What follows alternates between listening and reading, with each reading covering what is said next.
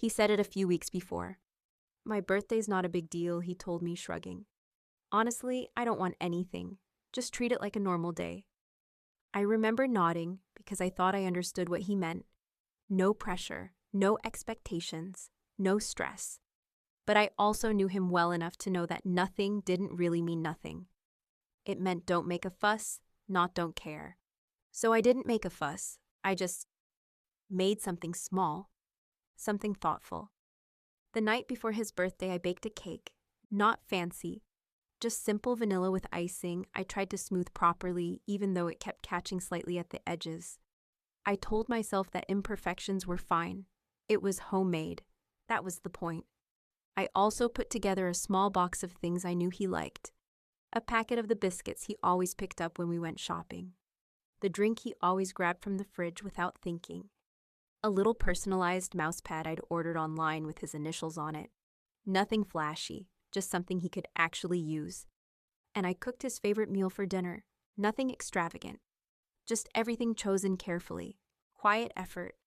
The kind that doesn't look like much unless you know it was thought about. The next day he acted normal. Work, messages, routine. I didn't mention anything.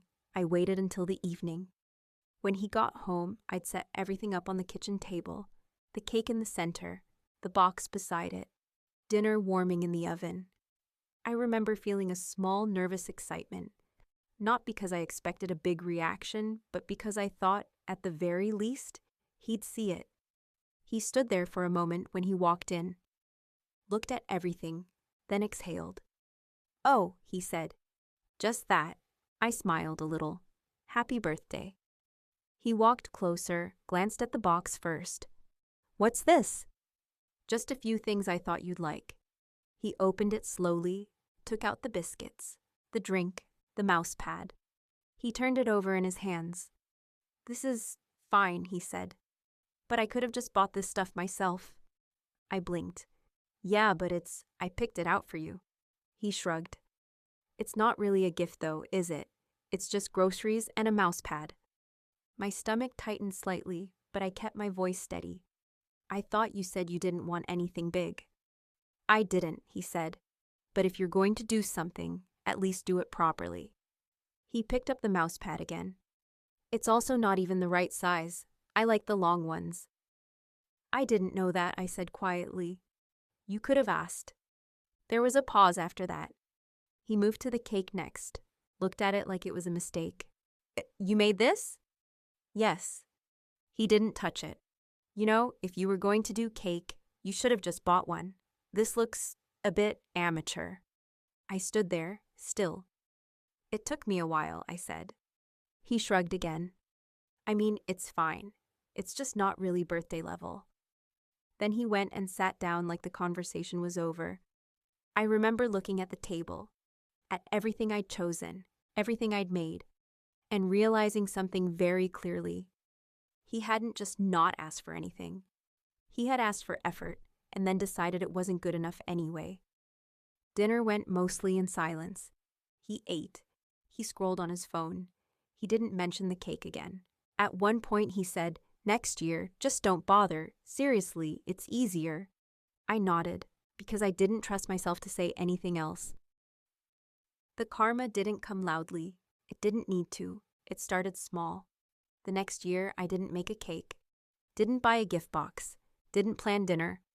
When his birthday came around, I simply said, "Happy birthday" in the morning, and left it at that. He looked at me like something was missing. "What are we doing tonight?" he asked. "I don't know," I said. "Whatever you want." He frowned. "Did you get anything?" "No." A pause. "Nothing?" "You said not to bother," I reminded him. His expression shifted slightly, like he hadn't expected to be taken literally. "I didn't mean nothing," he said. But it was too late for clarification, because something had already changed. The weeks after that felt different, not dramatically, just quietly.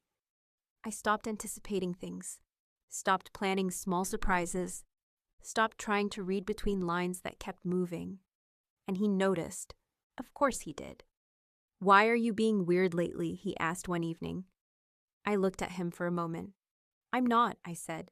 But I think for the first time, he understood that no effort had a consequence he hadn't considered. Not anger, not drama, just absence. A few months later, I heard him talking to a friend, complaining, half laughing.